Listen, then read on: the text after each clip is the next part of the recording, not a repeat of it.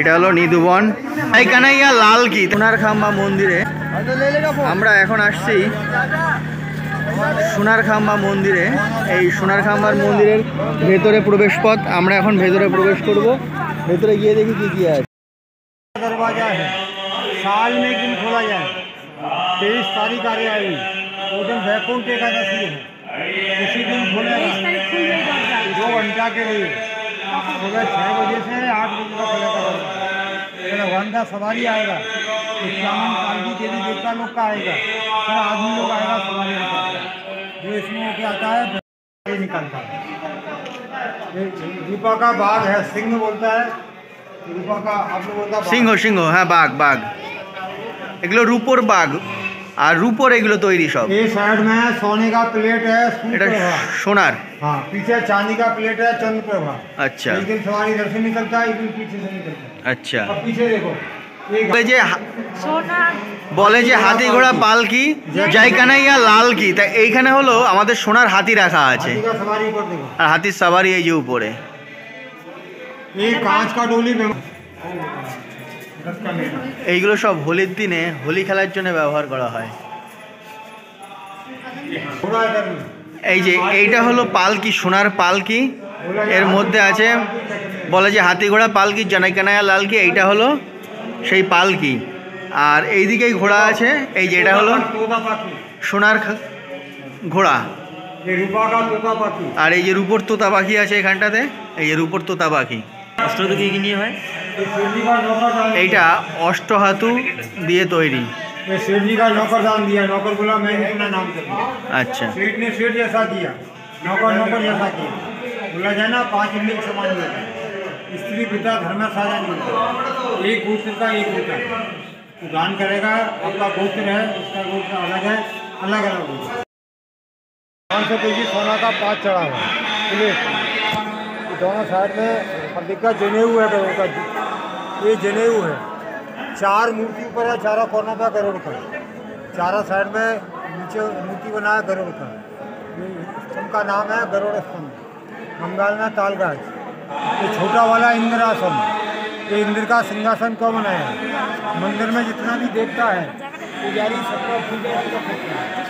राजा इंद्र होता है, इंद्र का पूजा होने से सारा देवी देवता का पूजा होने से पहले मंदिर करता है, इंद्र का पूजा होता है।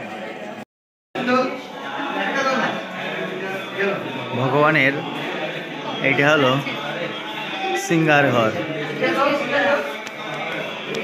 জয়পুরের কারিগর বানিয়েছে এটা। আমরা যেটাকে জানি সোনার তাল গাছ, অ্যাকচুয়ালি সেটাকে বলা হয় ওখানে সোনার খাম্বা, অর্থাৎ সোনার খাম্বা মন্দির। এটাকেই হলো সোনার তাল গাছ মন্দির বলা হয়। এটা হলো নিধুবন। ও এই নিধুবনটা বাদরের খুব উৎপাত। এখান থেকে একটু সেভ আছে তাই দেখাচ্ছি। এটা হলো নিধুবন, এই যে সেই জীবন্ত গাছগুলো এখান থেকে দেখছেন। এই যে মনে রাখবেন, এইখানে আসলে আপনার মনটা কিন্তু রাধে রাধে বলে সবসময় নাচতে ইচ্ছা করবে। আর বাদর কিন্তু বৃন্দাবনে একটু বেশি উৎপাত, বলতে ছোট ব্যাগ, চশমা আর মোবাইল একটু বাদরের কাছ থেকে সাবধানে রাখবেন, যতটা পারবেন সেফ, অর্থাৎ বের করবেন না বা চশমা পরবেন না। আমাদের মধ্যেও কিন্তু একজনের চশমা নিয়ে গেছিলো, আর ওরা ফ্রুটির বোতল হলে চশমাটা আবার আপনাকে রিটার্ন দেয় আর কি। এটা একটু মাথায় রেখে চলবেন। বাঁকে বিহারী মন্দিরে আপনি যখনই প্রবেশ করবেন না কেন, দেখবেন শত শত মানুষের ভিড় লেগেই আছে। রাধে রাধে। এখন চলে এসেছি আমরা প্রেম মন্দির। রাতের এই দৃশ্য দেখার জন্যে প্রেম মন্দির সত্যিই অতুলনীয়। রাধে রাধে। প্রেম মন্দিরে ঢোকার সময় আপনার সঙ্গে কিন্তু কোনো বড় ধরনের যদি ব্যাগ থাকে বা পিট ব্যাগ থাকে, তাহলে কিন্তু সেটা নিয়ে প্রবেশ করতে পারবেন না। ওদের লকার রুম আছে, সেখানে আপনি বিনা পয়সায় রেখে দিতে পারবেন। সত্যি অতুলনীয় এই মন্দির। এখন আমরা এসেছি প্রেম মন্দিরে। প্রেম মন্দিরে রাত্রে এসেছি, কারণ রাত্রে আসা মানেই এখানে কিন্তু এই আলোকসজ্জাটা দেখা যাবে। আর আপনারা যদি এই রাত্রে না আসেন, তাহলে এই প্রেম মন্দিরের যে এই বিখ্যাত আলোকসজ্জা, এইটা কিন্তু আপনি আর দেখতে পারবেন না। খুব খুব খুব সুন্দর মন্দিরটা। এই যে প্রেম মন্দিরের মেইন গেট, এখান থেকে এন্ট্রি, ছেলেদের আলাদা মেয়েদের আলাদা, পুরো চেক করে ঢোকাবে। এই যে প্রেম মন্দিরের দৃশ্য, এক এক সময় এক এক আলোর রূপ। প্রেম মন্দিরে রাত্রিবেলায় বিভিন্ন আলোকসজ্জার মাধ্যমে শ্রীকৃষ্ণের যে বাল্যকালের লীলা, সেই লীলাগুলোকে তুলে ধরা হয়েছে। খুবই সুন্দরভাবে এই লীলাগুলোকে তুলে ধরা হয়েছে। এই যে হলো প্রেম মন্দির। বৃন্দাবনের এই প্রেম মন্দির বিখ্যাত হলো রাত্রে আলোকসজ্জার জন্যে। বিভিন্ন রকম কৃষ্ণের বাল্যকালের ঘটনা এইখানে তুলে ধরা হয়েছে। আর এই যে হলো প্রেম মন্দিরের আলোর পরিবর্তন, বিভিন্ন সময় বিভিন্ন রকম পরিবর্তন হয়ে এই মন্দিরটা বিখ্যাত।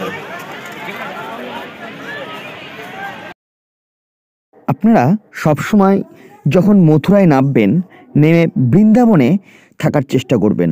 আর বৃন্দাবনে যখন থাকবেন সেটা যেন ভারত সেবা আশ্রম এর কাছাকাছি হয়, কারণ ওইখান থেকে আপনার যে মন্দিরগুলো সেগুলো কিন্তু খুব কাছাকাছি। শুধু প্রেম মন্দিরটাই একটু দূরে, ওটা টোটো বা অটোতে করে আপনারা চলে যেতে পারবেন। ভারত সেবা আশ্রমের কাছাকাছি প্রচুর অন্যান্য ধর্মশালা এবং ট্রাস্ট ও হোটেল প্রচুর আছে। এখান থেকে নিধিবন, তারপরে সোনার খাম্বা অর্থাৎ সোনার তালগাছ মন্দির, প্রচুর মন্দির এর কাছাকাছি। তো আপনারা কেশিঘাট এই মন্দির এবং এই স্থানগুলোর দর্শন খুব সুন্দরভাবে করে নিতে পারবেন। বৃন্দাবনে সোনার খাম্বা অর্থাৎ সোনার তালগাছ মন্দিরে একদিনের জন্যেই বৈকুণ্ঠের দ্বার খোলে। আর সেই দ্বারটি আমরা প্রবেশ করতে পেরেছিলাম, সেই দিনটি হলো 23শে ডিসেম্বর। এই দিনটিতেই একমাত্র বৈকুণ্ঠের দ্বার খোলে। আমাদের ভাগ্যে রাধারানীর কৃপায় সেই দ্বার আমরা পেরিয়ে আসতে পেরেছি। আজ সেই মন্দিরে আমরা এখন আবার উপস্থিত হয়েছি। আলোকসজ্জা, ফুলসজ্জায় চারিদিক সেজে উঠেছে। বৈকুণ্ঠ দ্বার, এই বৈকুণ্ঠ দ্বারের দরজায় আজকে খুলেছে। আজকে হলো 23শে ডিসেম্বর। এই দিনই বৈকুণ্ঠ দ্বারের দরজা খোলে। বৃন্দাবন থেকে মথুরা অর্থাৎ মথুরা স্টেশন থেকে আপনি যখন বৃন্দাবনে আসবেন, সেখান থেকে আপনি যেখানেই রুম নেন না কেন, সেই রুম স্থান পর্যন্ত আপনার অটো ভাড়া 300 থেকে 350 টাকা পর্যন্ত নেবে, পুরো ফুল রিজার্ভ। আপনি পুরো সেই স্থানের গেট পর্যন্ত আপনাকে দিয়ে আসবে। আর আপনি যদি এমনি শেয়ারে আসতে চান তাহলে পার হেড অর্থাৎ মাথা পিছু 30 টাকা মতন নেবে।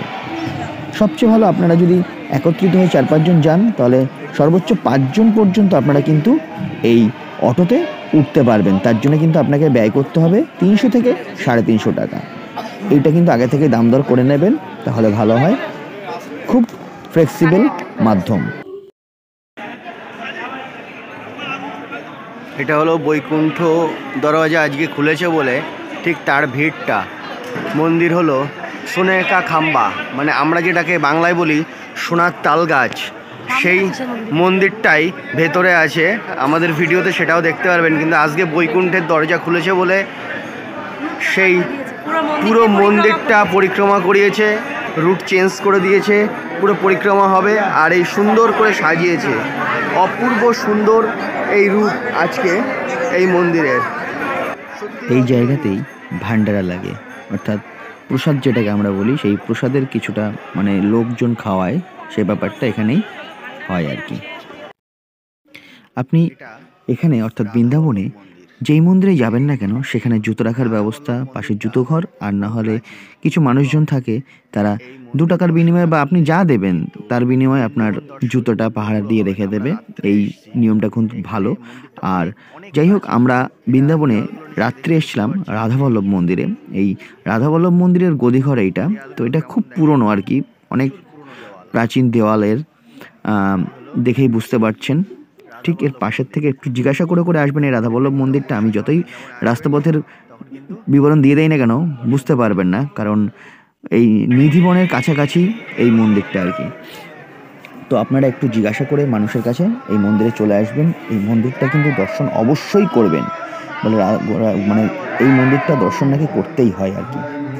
তো বৃন্দাবনে তো মন্দির বলতে গেলে প্রচুর, মন্দিরের শেষ নেই, মানে সারা বছর ধরে দর্শন করেও শেষ করতে পারবেন না।